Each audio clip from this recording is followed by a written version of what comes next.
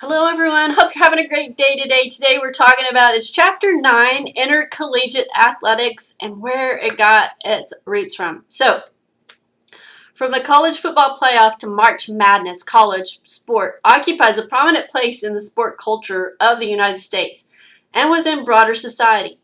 Although its roots are firmly anchored in U.S. colleges and universities, and it is considered a distinctly American phenomenon because of the way college sports programs have been used to build loyal fan followings, create brand identity, and market institutions of higher learning. The reach of college sport is increasingly global. College and university athletic programs seek to expand their footprint around the world by sponsoring events overseas and serving as a training grounds for athletes from the United States and other countries to train for competition on the international stage. U.S. college sport, however, does not simply export athletic events and athletes overseas. Across all Ncaa divisions, athletes from countries other than the United States comprise just about over 5% of the total number of participants in the 2014-15 school year, with sports such as ice hockey, skiing, squash, and tennis exhibiting heavy reliance on international athletes. At a financial level, the college sport industry is built largely on revenue generated from media rights, licensing deals, ticket sales, and audience share. College football and men's basketball are considered among the most lucrative sport properties in the United States. According to an ongoing Harris poll, college football ranks third behind the NFL and Major League Baseball in popularity. And men's college basketball is situated well within the top 10 per sports in the United States.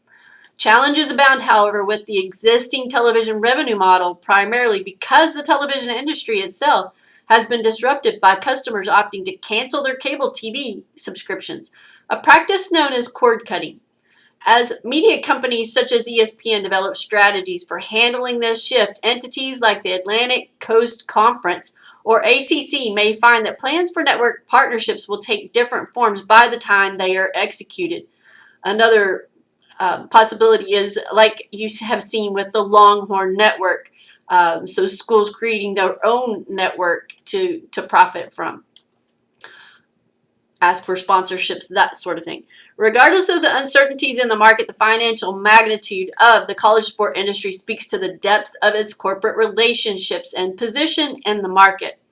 In March 2016, the Ncaa signed a 16-year contract extension for the rights to broadcast the Division I's men's basketball tournament with CBS and Turner Broadcasting through 2032. Under the new contract, March Madness reached a yearly value of US $1 billion for the first time. Television right agreements at the conference level have led to large initial increases in distributions to member schools. For example, in 2014-15, the Southeastern Conference, or SEC, earned a reported $527.4 million US from its newly launched network and participation in the college football playoff. Most historical accounts report college sports started with a challenge that would test the superiority of the oarsmen of Harvard University and Yale University. Harvard prevailed in a 2-mile or 3.2-kilometer race proposed by executives from the Boston, Concord, and Montreal Railroad as a way of boosting tourism and travel. Eads in 1922 wrote, the race was supposed to be a frolic, and no idea was entertained of establishing a precedent. As much of a lark as it appears to have been, the event held in 1852 may have been more significant than quaint depictions suggest. In attendance was assumed to be U.S. President Franklin Pierce, as well as other dignitaries who played important roles in pre-Civil War America as lawyers, politicians, and educators. The fact that the students brokered the deal with the Boston, Concord, and Montreal Railroad, however, reflects how times have changed. During the latter half of the 1800s, college sport events were essentially run by students, sometimes as social occasions, other times as highly competitive contests, and often as protests against boring recitations and a curriculum that did not match their aspirations and goals.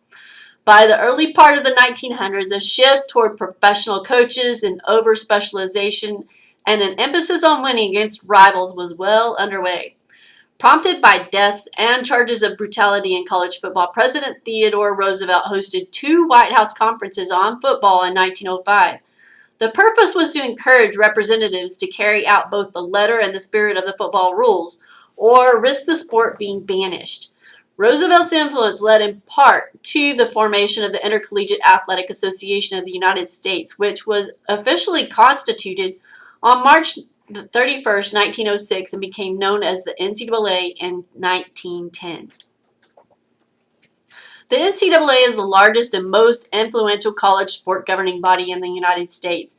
Its membership includes 1,260 colleges and universities, conferences, and sport organizations.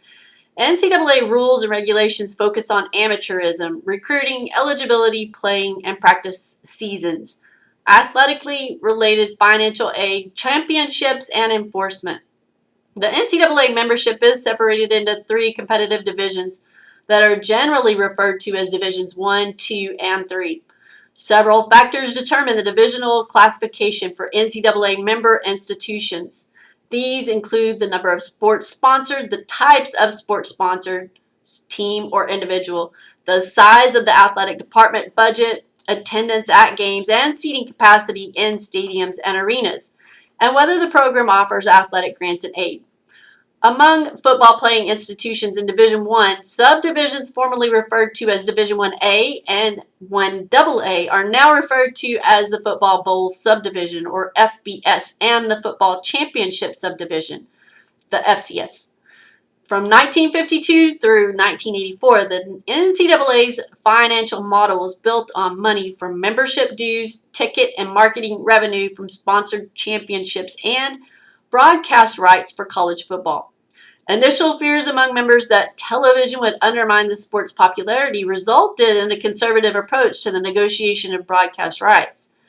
The NCAA limited the access teams had to national broadcasts, but relented somewhat by allowing schools to explore regional broadcasting deals.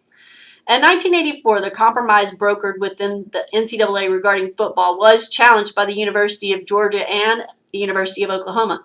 And the NCAA versus Board of Regents in 1984, those schools successfully argued before the U.S. Supreme Court that the NCAA's exclusive control of college football broadcast rights violated the Sherman Antitrust Act. With that decision, 2 outcomes emerged. First, the NCAA no longer controlled the television rights for what was then called the College Football Association, or CFA. And the absence of market restrictions, college football programming proliferated along with revenue. This revenue, in turn, was no longer shared with the NCAA and was retained instead in conferences and by the school. Second, television rights for college basketball became the center for the revenue model for the NCAA. Thus, the NCAA has oversight of 90 championships in 24 sports across all 3 divisions, including the FCS football championship. The College Football National Championship and Bowl system is organized and run by a separate governance structure, among them the College Football Playoff, or CFP. 4 of the 65 teams that make up the CFP are selected through a system of rankings to compete for the national championship each year. Oversight of the NCAA occurs through a Board of Governors, or BOG, responsible for developing policy positions, resolving litigation, and improving the association's budget. Each of the divisions has a 2-tiered governance structure that falls under the BOG. Divisions 2 and 3 have management councils that develop legislation reviewed and vetted by president's councils, and Division 1 has a council and a board of directors. The power within each of these levels of governance is determined through a system of weighted votes and representation. 25% of the votes on the BOG represents Divisions 2 and 3, and Division 1 interests have 75% of the votes. And this is just a depiction of the NCAA organizational chart and governance structure that we just discussed. Although the NCAA has a monopoly on most of the college sport market, there are other small college sport governing bodies. The Ncaa, established in 1940, is open to a 4-year and upper-level 2-year colleges and universities in the United States and Canada. At its most powerful in the early 1970s, the NAIA had a membership of 588 institutions and was considered a realistic competitor of the NCAA. The relationship today, however, is markedly different. Membership is less than half of what it was 4 decades ago, about 250 institutions. The NAIA holds the distinction of hosting the longest-running college basketball tournament in the United States. With schools gravitating toward the NCAA and leaving their long-standing associations with the NAIA, the future of the tournament and the NAIA are in jeopardy. I will insert here, though, that a lot of times if like basketball, if they're not able to get into the NCAA tournament, they often will go towards the NAIA and can find some success in that tournament. Another organization that governs intercollegiate athletics is the National Christian College Athletic Association, or NCCAA, which focuses on the maintenance, enhancement, and promotion of intercollegiate athletic competition with a Christian perspective. The NCCAA serves 96 Christian liberal arts, or CLA, institutions and Bible colleges and provides dual affiliation in selected college sport governing bodies, including NCAA Division II and III and the NAIA, regardless of division. Although tribal colleges and universities may be members of various intercollegiate associations, the AIHEC, or American Indian Higher Education Consortium, was created in 2003 to formalize and govern the intercollegiate sporting events. This commission runs the AIHEC men's and women's basketball tournaments and other events throughout the year. Although the NAIA provides a membership option for two-year institutions, governance of intercollegiate athletics within two-year institutions is managed primarily by 4 organizations: the American Indian Higher Education Consortium Athletic Commission, the National Junior College Athletic Association, the California Community College Athletic Association, and the Northwest Athletic Conference. Before these associations incorporated women's sports into their rules and championship structures, the Association for Intercollegiate Athletics for Women was established in 1971 by female physical educators from colleges and universities to provide a national governance structure for women's college sport. During its 10-year existence, the AIAW provided many opportunities for female athletes, coaches, and administrators. The organization also offered several national championships, many of which received television coverage. Eventually, however, the NCAA and other college sport governing bodies expanded their structures to include women's athletics. This was met with resistance from the AIAW. In 1980, the move by the NCAA to sponsor women's championships for the first time was viewed by AIAW leaders as a hostile takeover of the organization.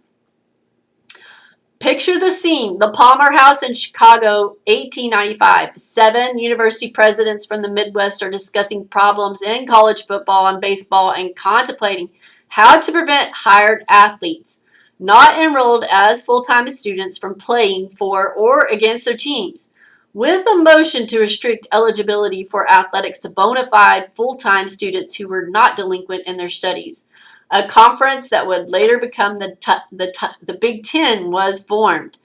The basic function of a conference is to establish rules and regulations that support and sustain a level playing field for member institutions, while creating in-season and post-season competitive opportunities. The negotiation of television contracts and revenue distribution are also key functions. The majority of colleges and universities seek membership in conferences that will enhance their prestige and status of their programs and provide competition with peer institutions that are similarly situated financially, academically, geographically, and philosophically. With billions of dollars generated by television contracts, the landscape for the most powerful and lucrative NCAA Division I programs went through an unprecedented period of volatility less than a decade ago. In 2013, long-standing conference relationships were broken as athletic programs in the elite tier of college sports sought market share and position. The ACC instituted economic incentives to discourage members from leaving, and that appeared to slow the volatility among the conferences. The Big 12, however, has continued to engage in discussion about expansion. If the Big 12 acts to include more members, a reshuffling within other conferences is expected to happen. Despite the high profile of NCAA, FBS, and FCS conferences, most conferences are more familiar at regional and local levels. The Southland Conference, for example. The Eastern College Athletic Conference, for example, is the largest conference in the United States and is distinctive due to its 324 members from 16 states, including schools associated with NCAA Divisions 1, 2, and 3. In turn, the Central Intercollegiate Athletic Association, or the CIAA, and the Mid-Eastern Athletic Conference, the MEAC, have different histories compared to major conferences. The CIAA is the nation's oldest black athletic conference. It was founded in 1912. Today, the membership of the CIAA and the MEAC are composed exclusively of historically black colleges and universities, or HBCUs, such as Alabama State University, Albany State University, Bethany Cookman College, Copen State, Florida A&M, Grambling State University, Howard University, Tuskegee University. As low-resource institutions, HBCUs have often been adversely affected by NCAA policies that call for greater investments in personnel to support compliance efforts, as well as specialized academic athletic support facilities. To illustrate the significance of this issue, 11 of the 17 athletic programs identified by the NCAA as having programs that failed to meet new academic requirements under the Academic Progress Rate, or APR, were members of the MEAC and Southwestern Athletic Conferences. One way HBCUs have attempted to deal with the financial pressures is by contracting for paycheck football games against opponents who outmatch them. In effect, those who enter into games for the paycheck and agreed upon share of gate receipts have little chance of winning, but do so because they need the money. Although there are football programs as predominantly white institutions that also engage in these contests, HBCU teams are usually the most physically overmatched and get paid the least amount of money. The college sport industry is like any other sector of the sport industry worldwide. Those expecting to work in it, whether as an athletic director or coach, must be aware of the financial considerations that drive the business. An easy way to begin to gain an understanding of the revenue streams that contribute to a college or university athletic budget is to go to reports filed in compliance with the Equity in Athletics Disclosure Act, or EADA. To determine whether spending on men's and women's intercollegiate athletic programs is equitable and in conformance with the Title IX of the Education Amendments Act of 1972.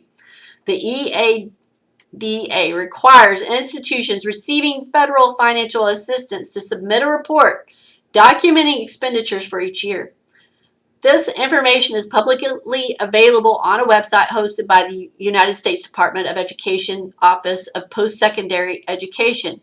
The financial state of college athletic departments is quite complex and constantly evolving. An examination of the 2014-15 EADA data indicates that of the 2,073 reporting institutions, none reported financial losses, and 857 institutions had greater revenue generation than expenses. These data, however, do not provide a complete picture of college athletic departments' finances. When accounting for subsidies budgeted from institutional funds, it is evident that only 22 athletic departments turned a profit in 2014-15. Although there were more athletic departments that were profitable than in previous years, many programs relied on institutional funds to balance their budgets. To some degree, athletic administrators resemble managers in other business settings and industries. They must be able to execute the fundamental managerial functions of planning, organizing, staffing, directing, coordinating, reporting, and budgeting. The sections that follow will expand on the types of management positions found in intercollegiate athletic programs and conferences and outline general responsibilities associated with each position. In Chapter 5, you learned about top-level senior managers, middle-level managers, and who report to top-level managers and oversee supervisory and technical personnel, and supervisory or first-line managers who report to middle-level managers and oversee non-managerial employees. You can find all three types of managers in most intercollegiate athletic departments. An important point is to remember is that many administrators have assistants. Novice athletic administrators often pursue and occupy these assistant positions early in their career.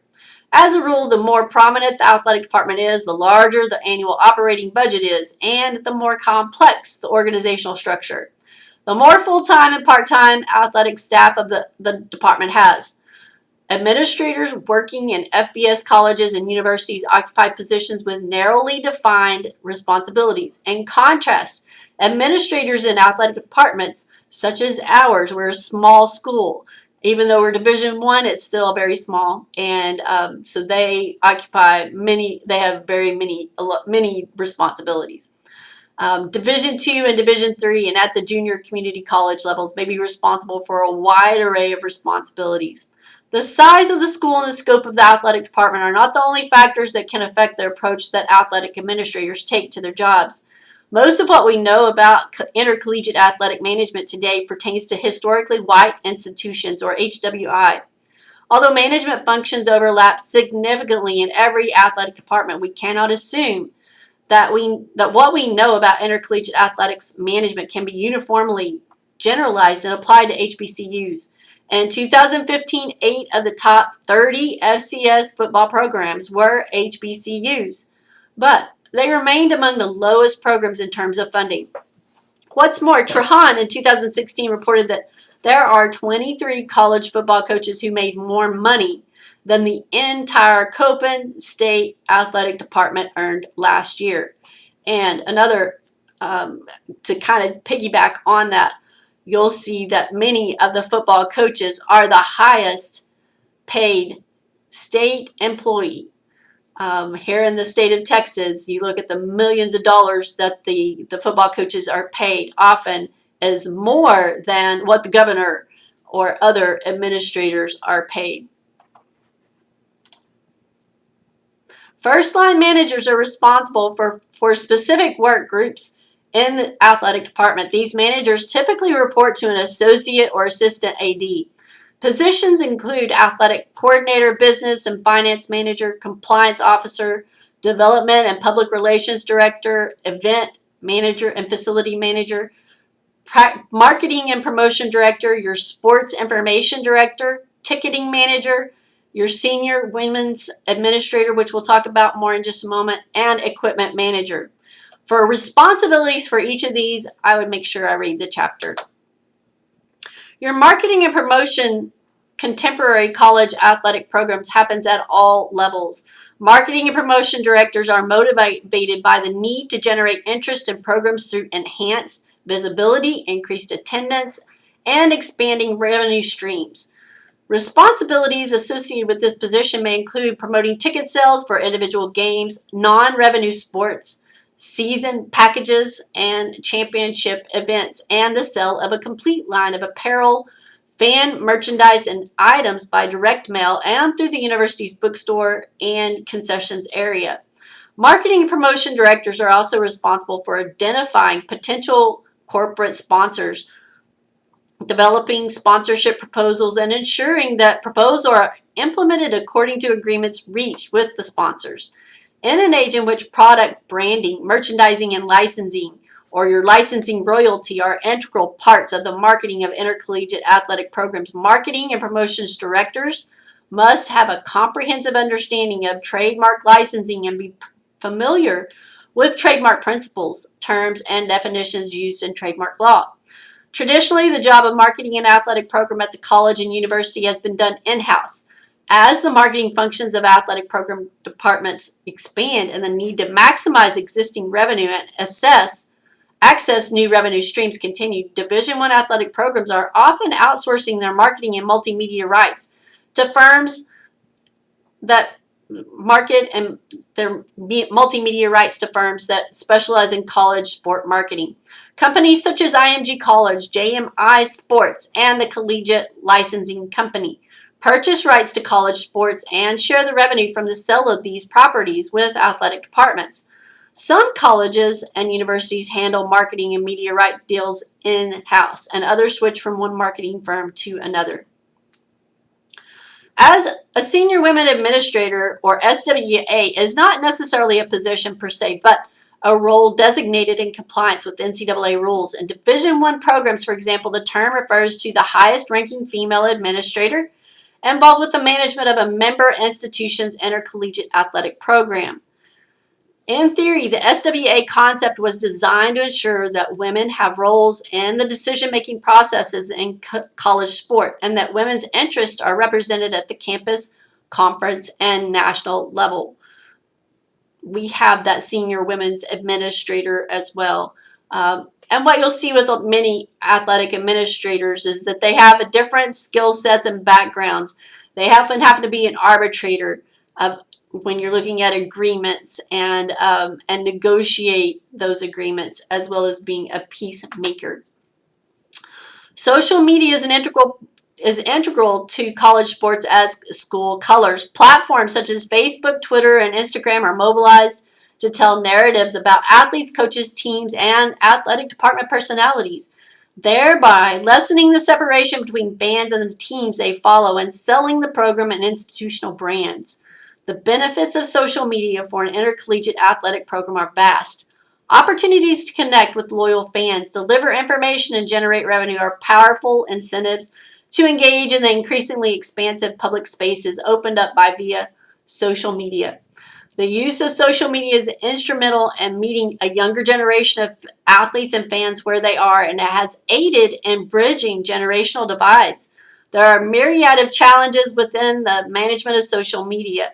Athletic administrators, coaches, and athletes, online action can result in violation of NCAA rules and regulations, and efforts to control messages and avoid controversy, embarrassment, or dissent. Some athletic departments have adopted policies that have been found to violate athletes' rights to free expression. In November 2016, the legal counsel for the National Labor Relations Board, or NLRB, and viewing football players at Northwestern University as employees, found that rules in Northwestern's football handbook violated the National Labor Relations Act. They were subsequently changed by the university. Are college sports compatible with the goals of higher education? According to DiMaggio in 2014, college athletics are not essential and are often antithetical to the primary missions of higher education, promoting critical thought and developing occupational skills. During the past decade, numerous academic fraud cases involving athletes offer evidence that claims made by college sport officials that academics are a priority may be less than sincere.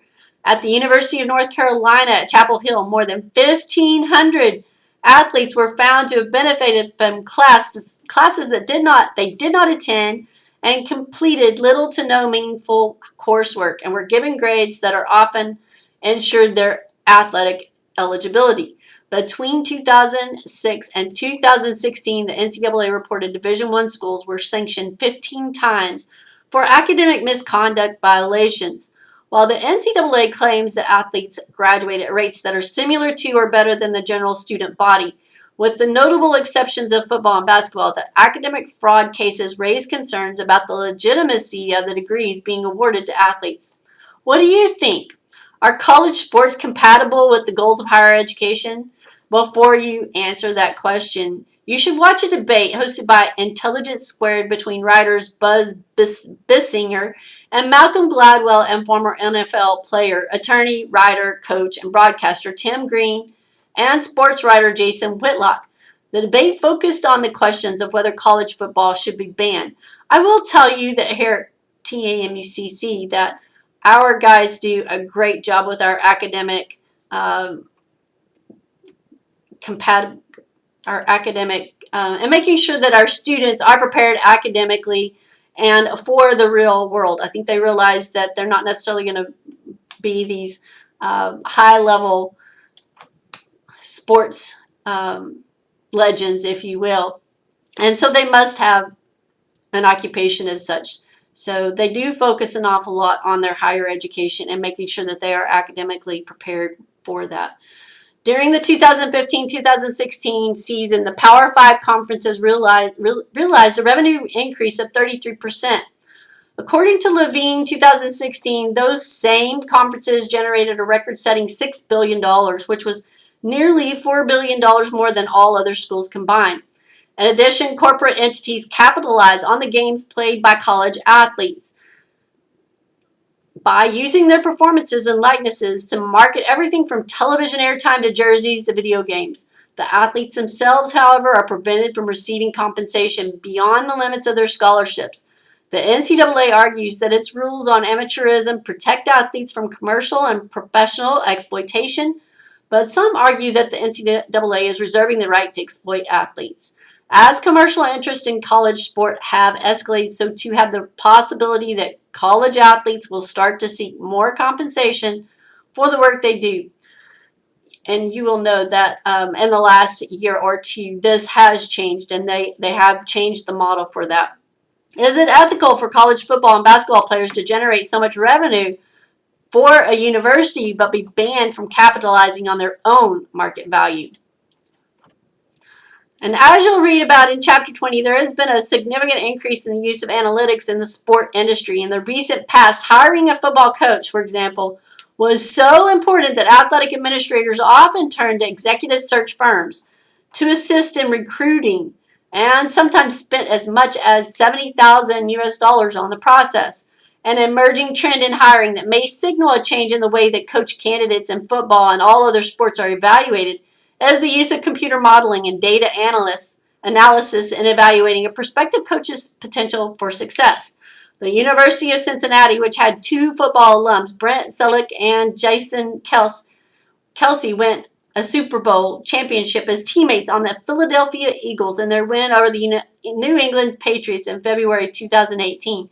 Used this technology and the search that led to the hiring of Luke Fickell away from the Ohio State University in the fall of 2016. They extended him a 6-year contract worth $2.3 million per year. Fickell was one of 12 candidates vetted by the Bearcats. Using information such as turnover margin, penalties per game, and game tempo, the analysis projected win-loss records for each of the coaches. The model predicted that the team had an 80% chance of winning the conference title in 4 years under Fickell's leadership. In the first year of his contract, the University of Cincinnati finished with a 4-8 overall record, and the Bearcats tied for 4th in the Big East Conference standings after going 2-6 in the conference. Although the first year did not produce a winning record or conference title, there are still 3 years remaining to test the model's prediction. What do you think of using analytic models as a way of hiring coaches? What are the benefits? What are the potential problems? And this is actually one of the it's a case study that we'll be working on this week. So these are some of the questions in review for the quiz this week, the tests as well. Highly recommend that you check these out and review. So in summary, intercollegiate athletics have come a long way from the days when students ran their own practices, devised their own training programs, and negotiated the terms of the contests in which they played. As the business of college sport continues to expand, job opportunities for aspiring young professionals are no longer limited to college campuses. Students can look to media outlets such as CBS Sports, Fox College Sports, the Big Ten Network, and the SEC Network, ESPNU, and digital media numerous sport marketing firms such as IMG College to find work. The overall structure of intercollegiate athletics extends far beyond the bounds of the FBS to local community colleges. Although the challenges are different, numerous opportunities to work in college sport exist in institutions as varied as tribal colleges, NCAA Division III institutions, and NCCAA schools. An examination of intercollegiate athletics reveals that the leaders of tomorrow must be prepared to face challenges ethically and exercise critical thinking skills in examining what has become standard operating procedure. Intercollegiate athletics have the potential to be valuable assets to institutions of higher learning and to the athletes who participate in them. At the same time, to be blind to the persistent problems that have plagued the college sport enterprise is to endanger its future and the future of those who work in it. Those students are uniquely positioned to devise new ways of addressing old problems. Thanks so much for joining me today. I look forward to talking with you again this next week. Take care.